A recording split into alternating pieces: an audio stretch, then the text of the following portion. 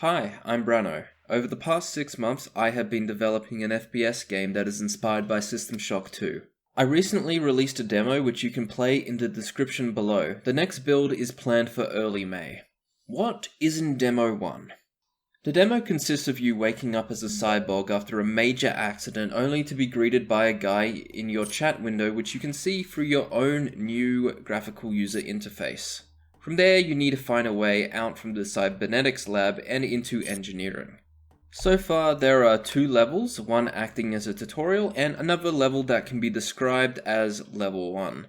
From there, you'll need to find items and weapons to get past enemies until you get to the end of the demo where there just isn't any more content.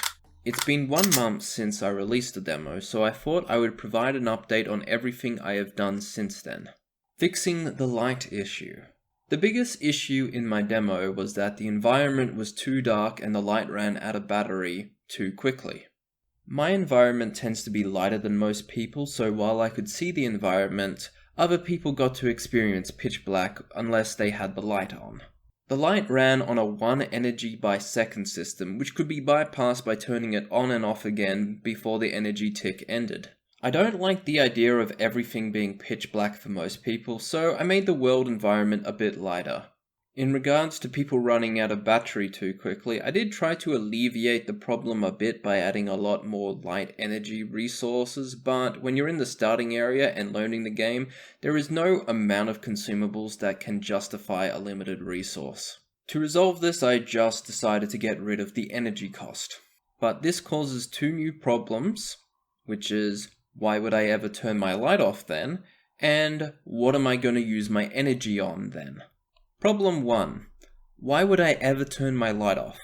Without an energy resource limiting the light use, I decided to go with a system where enemies could detect the lights. This works in 2 ways. Number 1, light shun directly on the enemy will let them detect you. I have an area that represents the light, and if that collides with an enemy, a raycast is made from the enemy to the player. If the raycast is colliding with the player for a short period of time, the enemy will detect the player and run towards them. The reason we do raycast to the player is to make sure that my light area isn't going through a wall where the enemy wouldn't be able to see the player otherwise. Number 2, light shun in enemy vision causes them to investigate. For this one, I have decided to have 25 different area spheres within the light cone. The enemy has a viewing area, and if any of those spheres collide with the enemy vision cone, a raycast is made on both the player and the enemy towards the sphere. If both collide with the sphere, then the enemy goes to investigate the sphere. The reason I use 25 different spheres is because I need some level of accuracy with where the enemy detects the light. A reason why I don't just shoot a raycast from the sphere to both the player and the enemy is because if the sphere is located inside of a wall, the raycast goes through the wall, which can lead to an undesired light detection. The other question I have to answer is, what do I use my energy on, if not the light? One of my answers to this is firmware updates, aka spells. The idea is that as a cyborg, you do have the latest hardware, but due to your rushed recovery, you sort of have an incomplete software system to use your latest gadgets.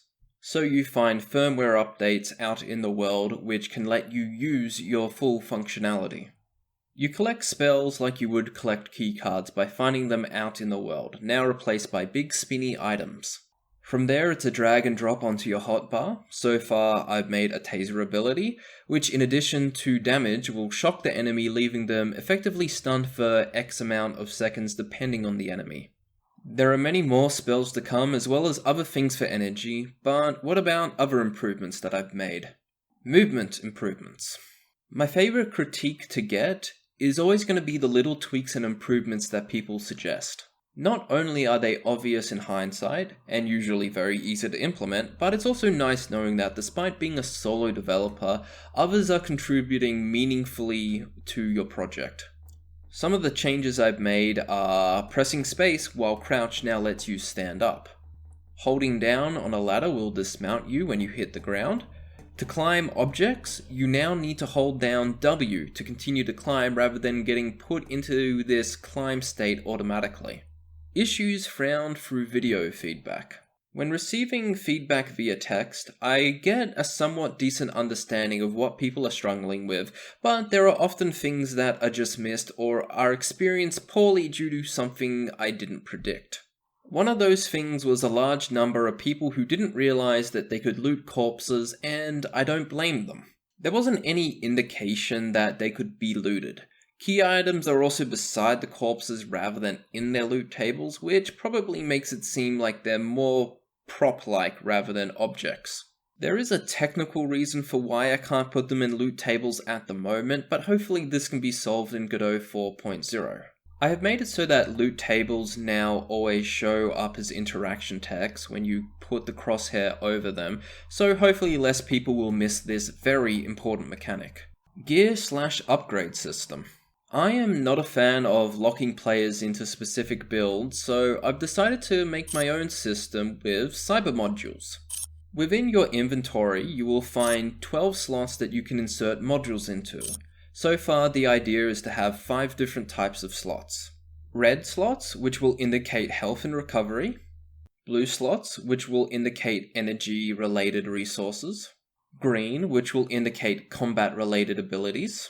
Grey, which will often be a UI visual element or a quality of life improvement.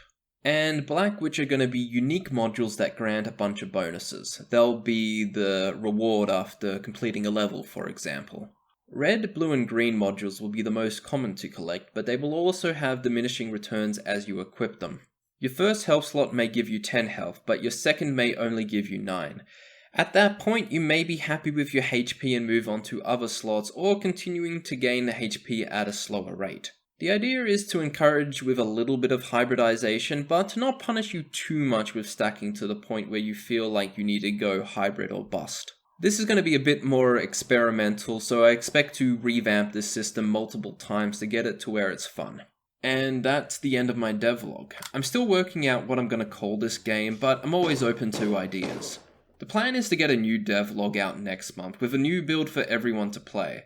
I hope you enjoyed this, like and subscribe, and see you next month.